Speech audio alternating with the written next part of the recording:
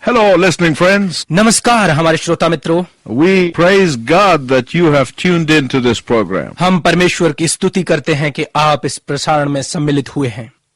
And we pray constantly that God will use these words to bless your life. और हमारी लगातार ये प्रार्थना है कि परमेश्वर इन वचनों का प्रयोग आपके जीवन को आशीषित करने के लिए करे। It is our prayer that God would accept the sacrifice of our bringing this to you to bless you and bless your family. ये हमारी प्रार्थना है कि परमेश्वर हमारे इस प्रसारण को आप तक लाने की हमारी इस भेंट को स्वीकार करते हुए आपको और आपके परिवार को आशीषित करे। There are many people around the world who are praying for you. संसार में इस वक्त बहुत सारे लोग आपके लिए प्रार्थना कर रहे हैं। So that as you receive the word of God, ताकि जैसे ही परमेश्वर का वचन आप तक पहुंचे, it will strengthen you ये आपको सामर्थ्य दे and empower you, और आपको शक्ति दे, so that you will be a soldier for Jesus Christ, ताकि आप यीशु मसीह के लिए एक सैनिक बन जाएं, and that you will be a true witness for Jesus Christ. और ताकि आप यीशु मसीह के सच्चे गवाह बने। And we try to do all this in series of messages, और हम अपनी सारी संदेश श्रृंखलाओं में ऐसा करने का प्रयत्न करते हैं, so that you can follow with us day after day. ताकि आप दिन प्रतिदिन हमारे साथ चलते रहें। And we love to hear from you. और हमें आपसे सुनकर बहुत अच्छा लगता है। We want to know how God is using these messages to bless your life. हम जानना चाहते हैं कि परमेश्वर इन संदेशों का प्रयोग आपके जीवन को आशीषपूर्ण बनाने के लिए किस प्रकार से कर रहा है। So we're going to ask you if you take a minute and write us a letter. तो हम आपसे कहेंगे कि आप समय निकालकर हमें पत्र अवश्य लिखें।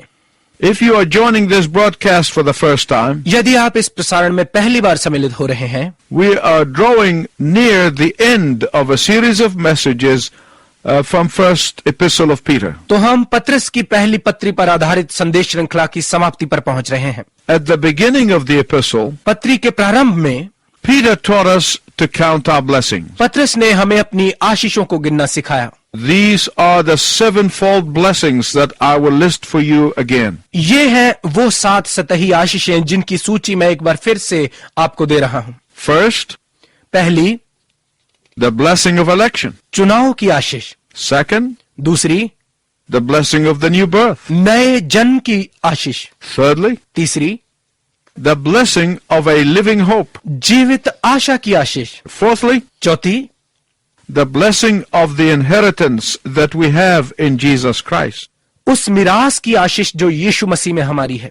Fifth, पांचवी, the blessing of God's protection. परमेश्वर की ओर से सुरक्षा की आशीष। Sixth, Chhathi, the blessing of suffering for Christ's sake. मसीह के लिए दुख उठाने की आशीष। Seventh, सातवीं, Peter tells us about the blessing of the grace of God. पत्रस हमें परमेश्वर के अनुग्रह की आशीष के विषय में बताता है। Next, Peter tells us that we must respond to these blessings with thankfulness. अगली बात पत्रस हमें बताता है कि हमें धन्यवाद के साथ इन आशीषों का प्रत्युत्तर देना आवश्यक है।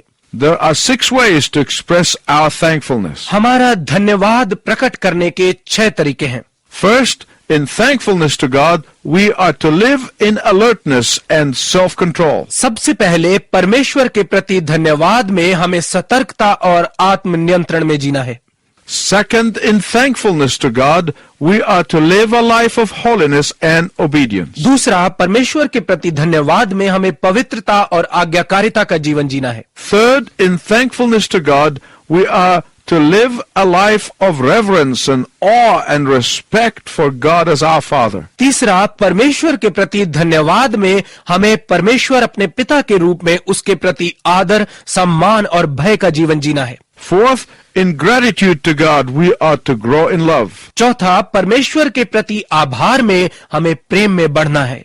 And fifth, in gratitude to God, we are to grow in the Word. और पांचवा, परमेश्वर के प्रति आभार में हमें वचन में बढ़ना है। Sixth, in gratitude to God, we are to grow up. छठा, परमेश्वर के प्रति धन्यवाद में हमें बड़े होना है। Peter writes this epistle like a ladder that we must climb. पत्रस इस पत्री को एक सीढ़ी की तरह लिखता है जिस पर हमें चढ़ना आवश्यक है। One part resting upon the other. एक भाग दूसरे भाग पर टिका हुआ है। Peter tells us that once we are born again, पतरस हमसे कहता है कि एक बार जब हम नया जन्म पा लेते हैं, we find our true identity in Christ. हम मसीह में अपनी सच्ची पहचान को पा लेते हैं। Once we are born again, एक बार जब हम नया जन्म प्राप्त कर लेते हैं, we will receive blessings from God so that we might be a blessing to others. तो हम परमेश्वर से आशीषें प्राप्त करते हैं ताकि हम दूसरों के लिए आशीष बने।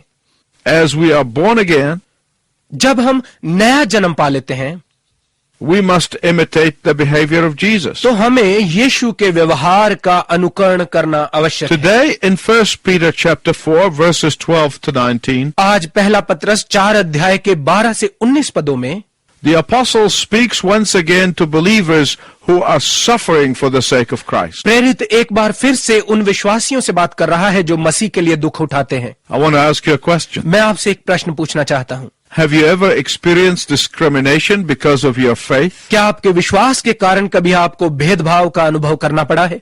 Have you ever experienced persecution because of your faith? क्या आपके विश्वास के कारण कभी आपको अत्याचार सहन करना पड़ा है? Then this message is for you. तो ये संदेश आपके लिए है। Peter tells believers three things about suffering for the sake of Christ. पतरस विश्वासियों को मसीह के लिए दुख उठाने के विषय में 3 बातें बताता है। If you have a Bible, please turn with us to 1 Peter chapter 4, beginning at verse 12 to verse 19. यदि आपके पास बाइबल है तो कृपया इसे हमारे साथ पहला पतरस 4 अध्याय के 12 से 19 पद पर खोलिए। Let's read that together. आइए मिलकर इसे पढ़ें। हे प्रियो, जो दुख रूपी अग्नि तुम्हारे परखने के लिए तुम में भड़की है, इससे यह समझकर अचंभा न करो कि कोई अनोखी बात तुम पर बीत रही है, पर जैसे जैसे मसीह के दुखों में सहभागी होते हो, आनंद करो, जिससे उसकी महिमा के प्रकट होते समय भी तुम आनंदित और मगन हो। फिर यदि मसीह के नाम के लिए तुम्हारी निंदा की जाती है तो तुम धन्य हो, क्योंकि महिमा का आत्मा जो परमेश्वर का आत्मा है तुम पर छाया करता है। तुम में से कोई व्यक्ति हत्यारा या चोर या कुकर्मी होने या पराये काम में हाथ डालने के कारण दुख ना पाए, पर यदि मसीही होने के कारण दुख पाए तो लज्जित न हो, पर इस बात के लिए परमेश्वर की महिमा करे, क्योंकि वो समय आ पहुंचा है कि पहले परमेश्वर के लोगों का न्याय किया जाए, और जबकि न्याय का आरंभ हम ही से होगा तो उनका अंत क्या होगा जो परमेश्वर के सुसमाचार को नहीं मानते। और यदि धर्मी व्यक्ति ही कठिनाई से उद्धार पाएगा तो भक्तिहीन और पापी का क्या ठिकाना। इसलिए जो परमेश्वर की इच्छा के अनुसार दुख उठाते हैं वे भलाई करते हुए अपने अपने प्राण को विश्वास योग्य सृजनहार के हाथ में सौंप दें। Christians in Peter's day were experiencing all kinds of persecution and suffering. पतरस के दिनों में मसीही अत्याचार और हर प्रकार के दुखों का सामना कर रहे थे। And Christians back then were tempted to ask why. और उस समय मसीही ये पूछने की परीक्षा में पड़ जाते थे कि ऐसा क्यों हो रहा है। They are asking the question saying, और उस समय मसीही ये पूछने की परीक्षा में पड़ जाते थे कि ऐसा क्यों। They are asking the question saying, वो ये प्रश्न पूछते थे, how is it that we Christians of all people who love deeply are maligned and falsely accused? सब लोगों में से हम मसीहियों पर ही जो कि गहराई के साथ दूसरों से प्रेम करते हैं, क्यों झूठे दोष लगाए जाते और घृणा की जाती है। In the same way, the Gentile Christians of Peter's day were surprised by the persecution of their pagan society. इसी तरह से पतरस के दिनों में अन्य जाति मसीही भी अपने अन्य जाति समाज के अत्याचार के कारण आश्चर्यचकित थे। And so Peter writes to them and saying in verse 12, और इसलिए पतरस लिखते हुए 12 पद में उनसे कहता है, do not be surprised at the painful trials that you are experiencing. जिन दुखों की परीक्षाओं का तुम सामना कर रहे हो उन्हें देखकर आश्चर्य न करो। In fact, Peter tells them three things about suffering for the sake of Christ. बल्कि पतरस उन्हें मसीह के लिए दुख उठाने के विषय में 3 बातें बताता है। First, पहली, he said there is a special blessing that comes from being falsely accused and severely maligned. वो कहता है कि एक खास आशीष है जो कि झूठे दोष और तीव्र घृणा का दुख उठाने में से आती है। You find that in verse 14 of chapter 4. इसे आप 4 अध्याय के 14 पद में पाएंगे। When you suffer unjustly, rejoice and be exceedingly glad. जब तुम्हारे साथ अन्यायपूर्ण व्यवहार हो तो आनंद मनाओ और अधिक मगन हो। Why? क्यों?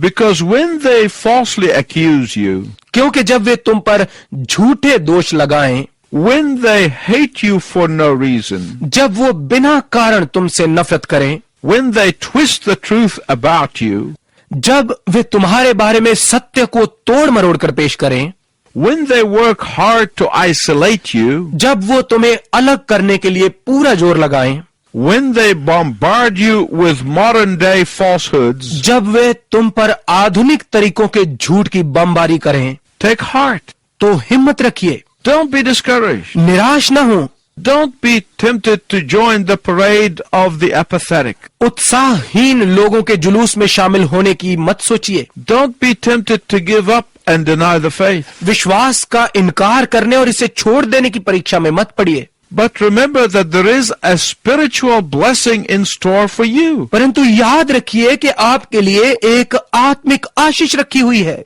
Remember it in this way. इसे इस प्रकार से याद रखिए, When you are standing before the enemy, जब आप शत्रु के सामने खड़े हैं, you are participating in Christ's suffering. तो आप मसीह के दुख में हिस्सा ले रहे हैं। Remember, in that way, you are winning some of them over to eternal salvation. इसे इस प्रकार से सोचें कि आप उनमें से कईयों को अनंत उद्धार के लिए जीत रहे हैं।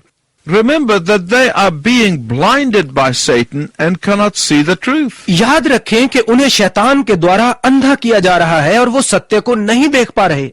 Remember that you can reach out to them even in the midst of their false accusations. याद रखें कि उनके द्वारा आप पर झूठे दोषों के बीच में भी आप उन तक पहुंच सकते हैं।